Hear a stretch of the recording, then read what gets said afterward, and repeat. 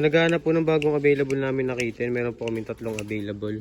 Puro lalaki po sila. Flex po natin sila isa-isa. Unahin po natin to si Tuxedo Blue male. Magtutuman sila sa November 14. Tuxedo Blue po yung color niya. Kapal ng balahibo, malusog. Kung interested po kayo sa kanya, pa-screenshot na lang po at PM na lang po kayo. Ito naman po isa pa nating male. Flat face, blue eyes. Mukhang ragdoll, pero di po ragdoll yan. Kapal din po ng balahibo. Ito 2 months na po yan. So interesado po sa kanya, pa-screenshot na lang po at PM na lang po kayo. Ito naman po solid blue natin. Male din po siya. Bali lahat po sila male. Magto 2 months po sila sa November 14. Mataba, makapal balahibo.